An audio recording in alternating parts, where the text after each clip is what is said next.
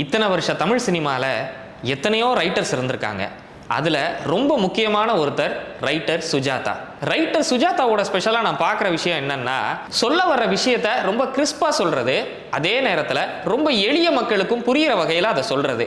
உதாரணத்துக்கு சிவாஜி படத்தில் ஒரு டைலாக் வரும். கொச்சி ஹனீஃபா அந்த வில்லன் சுமன் கிட்ட, நான் உங்களுக்கு அடிமை மாதிரி, நீங்கள் என்ன சொன்னாலும் நான் செய்வேன் அப்படின்ற மாதிரியான ஒரு டைலாகை பேசணும். இதை எவ்வளோ வேணாலும் நம்ம எலாபரேட் பண்ணி ரொம்ப நீளமாக பேசலாம்.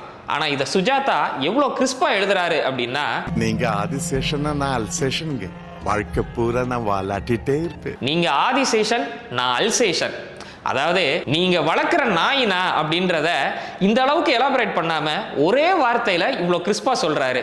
அதே மாதிரி இந்தியன் படத்துல ஒரு டயலாக், இந்தியன்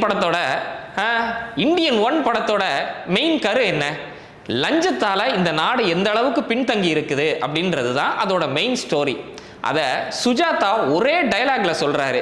அங்கெல்லாம் கடமையை மீறதுக்கு தாண்டா லஞ்சம், இங்க கடமையை செய்யறதுக்கு லஞ்சம். இப்படி ஒரு சிம்பிளான டயலாக் மூலமா அந்த 3 மணி நேர படத்தோடைய கதையவே சொல்றாரு இல்லையா. இதுதான் சுஜாதாவோட ஸ்பெஷல். ஸோ இதே மாதிரி சுஜாதா அவர்கள் பற்றி நம்ம ரொம்ப எலாபரேட்டா இன்டர்வல் முறுக்கில் ஒரு தனி சீரியஸாக நம்ம பேசணும் அப்படின்னா அதுக்கு கமெண்ட்ல எஸ்ன்னு டைப் பண்ணுங்க.